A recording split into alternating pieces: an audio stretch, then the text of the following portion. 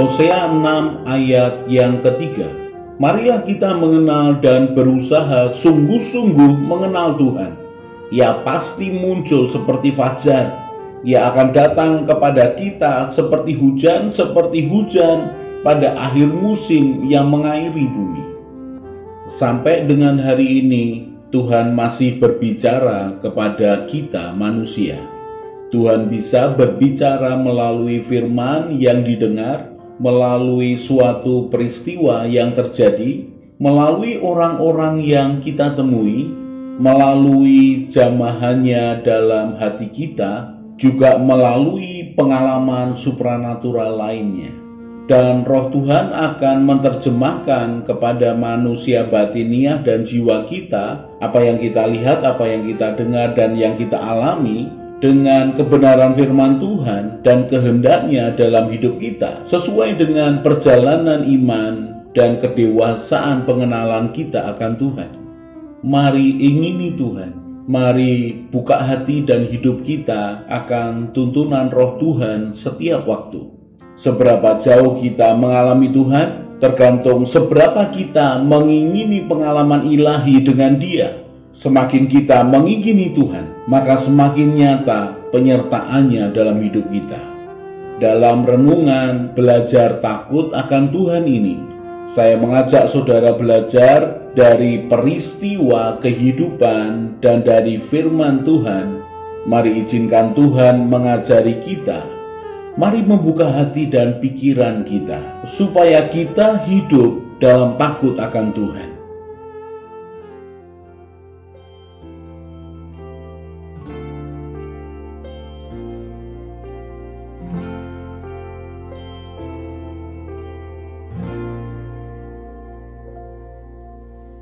Ku melupakan yang di belakangku. Ku serahkan diriku hanya padamu Yesus, dan ku berlari kepada tujuanku. Kau beriku hari yang baru, yang lama telah berlalu. Rencanamu oh Tuhan, indah bagiku, tak terbatas oleh pikiranku.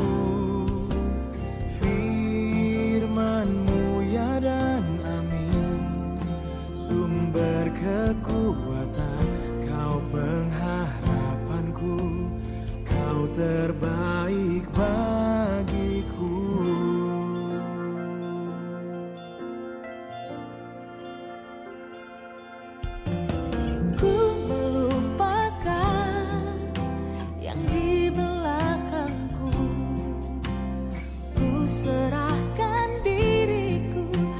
Padamu Yesus, dan ku berlari kepada tujuanku. Kau beriku hari yang baru, yang lama telah berlalu. Rencanamu Tuhan, indah bagiku, tak terbatas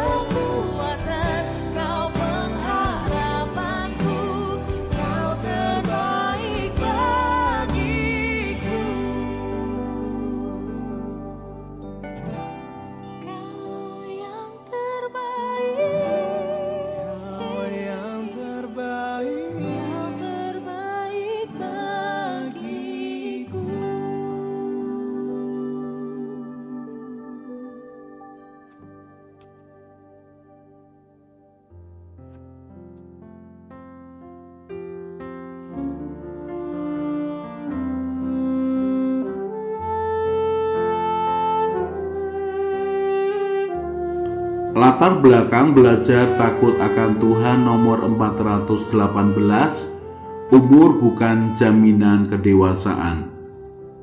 Pengalaman dalam menggembalakan jemaat selama puluhan tahun memberikan saya kesempatan untuk bertemu dengan banyak jenis orang. Ada orang-orang yang secara umur sudah dianggap tua, tetapi secara mental, secara karakter tidak dewasa. Dan saya bertemu juga dengan beberapa orang yang masih relatif muda, tetapi karakternya sudah begitu dewasa. Apalagi ketika saya memberikan konseling pranikah. Apakah konseling kepada mereka yang begitu muda berumur belasan tahun atau kepada seseorang yang sudah berumur setengah abad lebih? Dari sekian ratus pasangan ini saya kemudian menyimpulkan, memang umur bukan jaminan kedewasaan. Lalu perbedaan seperti apakah orang yang bertambah dewasa atau orang yang tidak bertumbuh dewasa? Mari kita dengarkan akan renungan ini. Belajar takut akan Tuhan nomor 418. Umur bukan jaminan kedewasaan. Pengalaman yang tidak menyenangkan sebagai anak korban perceraian memaksa saya untuk lebih awal belajar tentang kehidupan. Ketika kelas 6 SD, saya dihadapkan pada kenyataan bahwa kedua orang tua saya yang kelihatannya hidup harmonis ternyata menyimpan masalah di dalam hidup mereka. Sampai kemudian permasalahan itu tidak bisa disembunyikan lagi. Ayah dan ibu saya bertengkar hebat bahkan di hadapan anak-anaknya. Mereka bertengkar bahkan sampai pada kekerasan fisik. Beberapa bulan kemudian kami tahu bahwa mereka akan bercerai. Setelah menjalani beberapa kali persidangan, maka kenyataan yang harus kami terima berlima adalah bapak dan ibu saya bercerai. Perceraian orang tua saya membawa pada perubahan yang sangat besar. Perubahan secara ekonomi dan sosial. Dari hidup berkecukupan, kami mengalami yang namanya hidup kekurangan. Kami tinggal di dalam rumah yang cukup baik dibandingkan dengan sekitar kami, tetapi mereka tidak tahu bahwa kami mulai hidup dalam kekurangan. Kami berlima dipaksa untuk menerima kenyataan bagaimana menghadapi hidup yang penuh dengan tantangan. Saya melihat ibu saya berjuang untuk memenuhi kebutuhan hidup kami kelima anaknya. Kebutuhan sekolah yang tadinya lancar, kami menghadapi bahwa tidak seperti sebelumnya. Tidak ada lagi kehadiran Bapak di tengah-tengah kami, dan kami harus membiasakannya. Ibu terus berjuang untuk anak-anaknya bertahan hidup dan mendapatkan akan bekal pendidikan. Saya semakin merasakan dampak dari orang tua yang bercerai. Dan penderitaan itu memaksa saya untuk bersikap jauh lebih dewasa daripada usia saya. Usia anak-anak yang seharusnya berisi dengan tawa dan sukacita di tengah-tengah keluarga yang bahagia, anak-anak yang tinggal menikmati akan pemenuhan kebutuhan dari kedua orang tuanya. Anak-anak yang bisa berlari kepada orang tuanya ketika menghadapi masalah.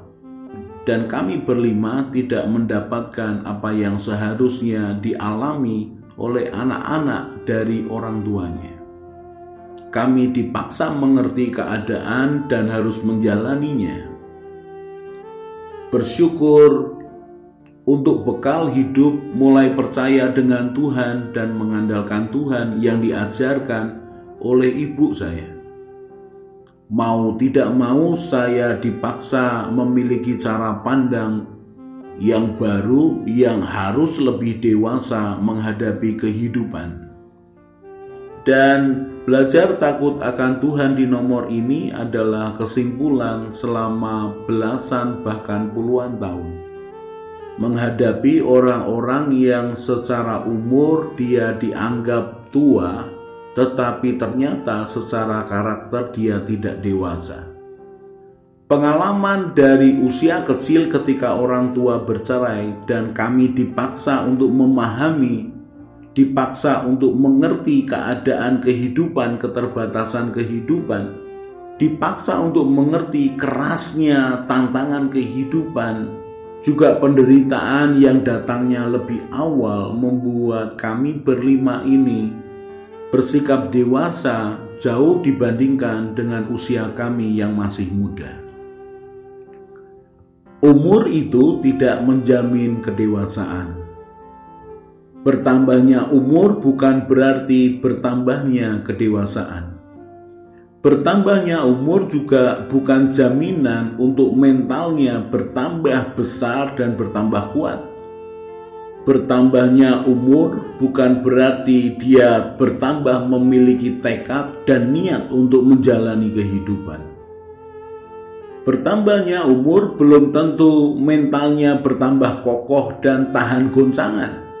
Bertambah umur juga bukan jaminan imannya bertumbuh atau rohaninya bertumbuh. Iman yang bertumbuh tidak ditentukan oleh pertambahan umur. Karena iman yang bertumbuh ditentukan seberapa dia mau melakukan kebenaran firman Tuhan itu di dalam hidupnya. Lalu apa yang menentukan kedewasaan? Apa yang menentukan mental seseorang itu kuat dan kokoh? Apa yang membuat seseorang imannya bertumbuh dewasa?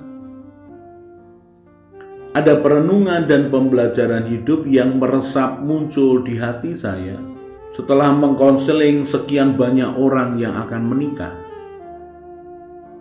Setiap tahun saya mengkonseling puluhan pasang anak muda yang akan menikah, juga mengkonseling akan sekian banyak orang yang sudah menikah atau berkeluarga.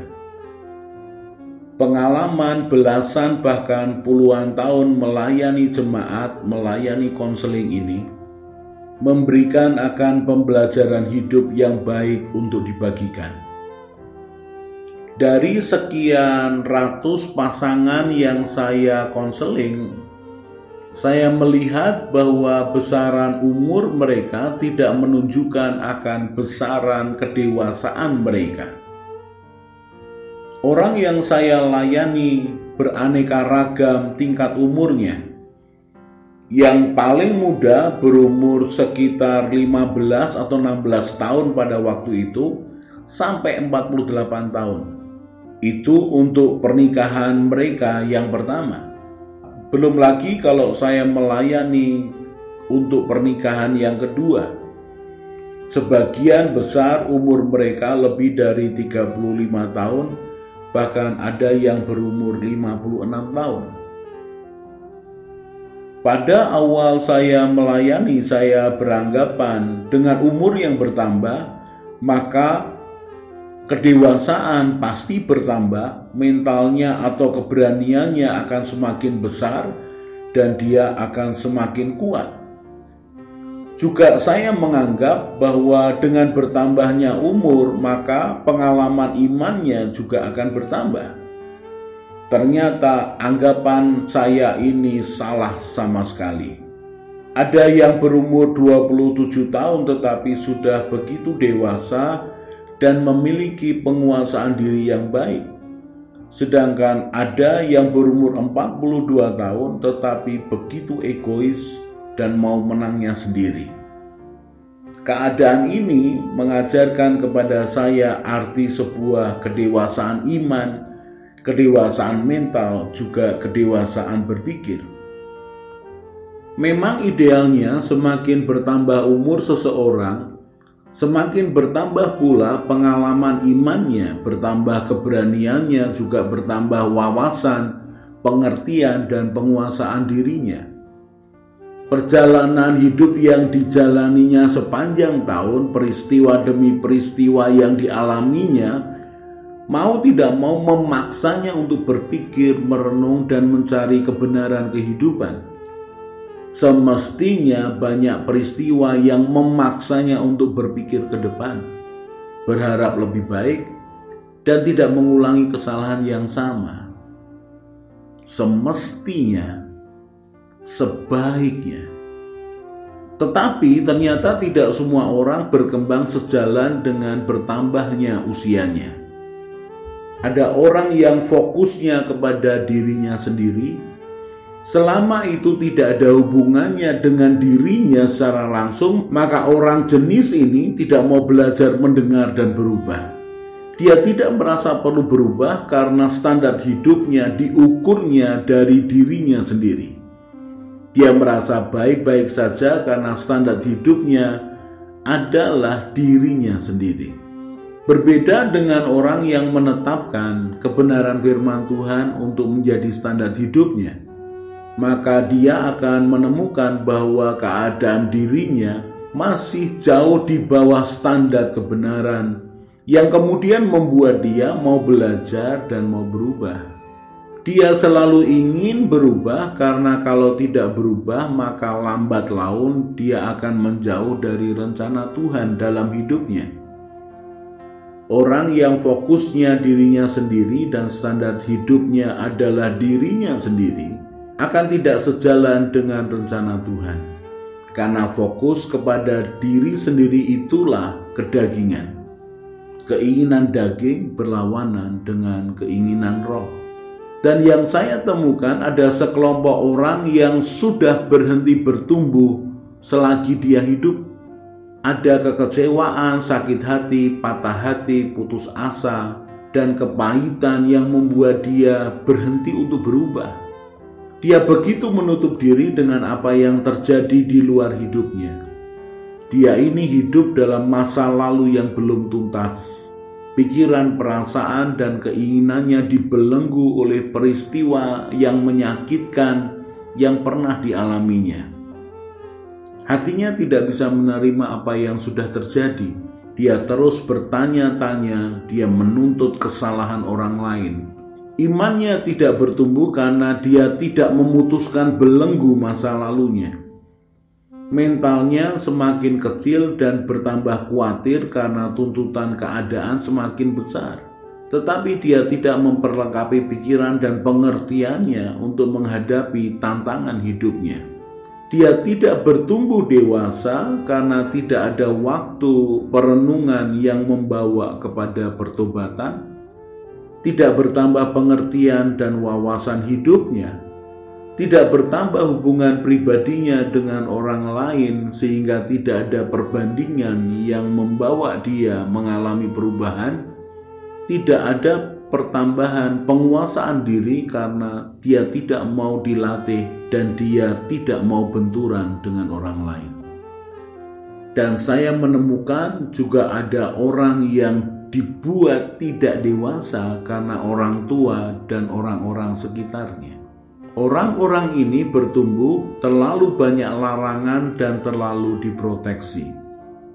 Yang bersangkutan tidak disiapkan untuk menghadapi perubahan demi perubahan kehidupan.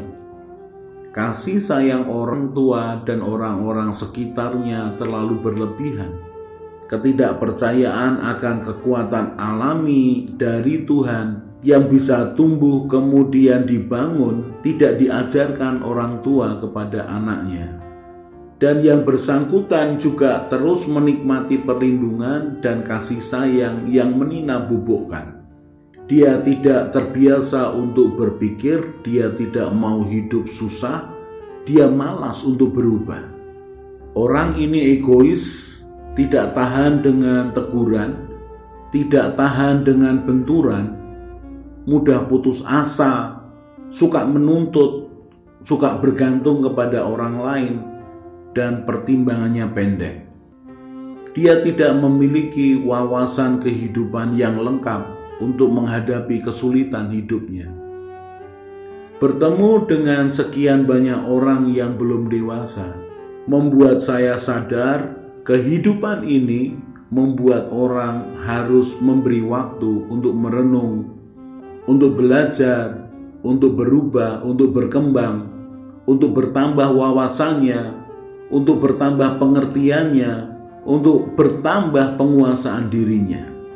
Kalau seseorang tidak mau berubah dan tidak mau bertambah dewasa, maka dia akan seperti dalam tanda petik orang asing yang salah masuk dalam masa kehidupan dan salah sikap terhadap orang lain di lingkungannya. Sebaiknya setiap peristiwa hidup melahirkan akan perenungan, menambahkan akan pertimbangan, keputusan, dan pilihan untuk hidup lebih baik dan bertambah dewasa. Kolose 4 ayat yang ke-12. Salam dari Epafras kepada kamu. Ia seorang dari antaramu, hamba Kristus Yesus, yang selalu bergumul dalam doanya untuk kamu, supaya kamu berdiri teguh sebagai orang-orang yang dewasa dan yang berkeyakinan penuh dengan segala hal yang dikehendaki Allah.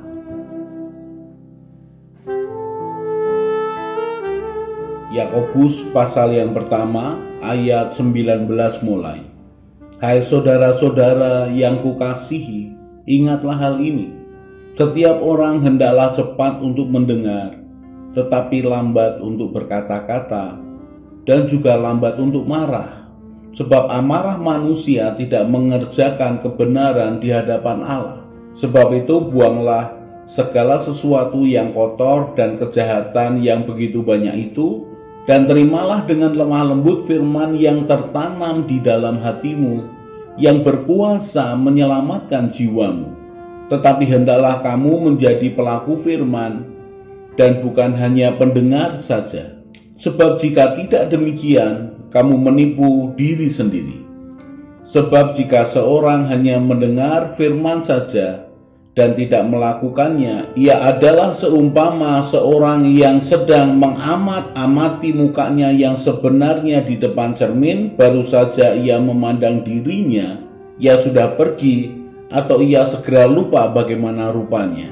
Tetapi barang siapa meneliti hukum yang sempurna, yaitu hukum yang memerdekakan orang, dan ia bertekun di dalamnya, jadi bukan hanya mendengar untuk melupakannya, tetapi sungguh-sungguh melakukannya, ia akan berbahagia oleh perbuatannya.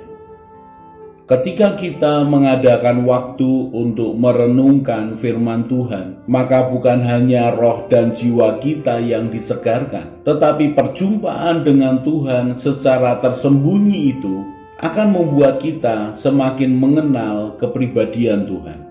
Semakin sering kita merenungkan firman Tuhan, maka kesadaran akan Tuhan dalam hidup kita akan semakin kuat, dan kita akan semakin menikmati pimpinan tuntunan Tuhan dalam hidup kita. Dia Tuhan semakin nyata, bahkan lebih nyata daripada segala sesuatu yang kita lihat dengan mata kita. Mari belajar takut akan Tuhan, maka kita akan semakin peka dengan suara dan pimpinannya.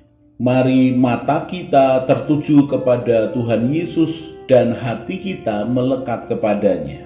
Maka pengajaran, tuntunan, dan penyertaannya akan semakin nyata dalam hidup kita. Saya Yosea Kristiono, Gembala Jemaat GKI Injil Keselamatan Semarang.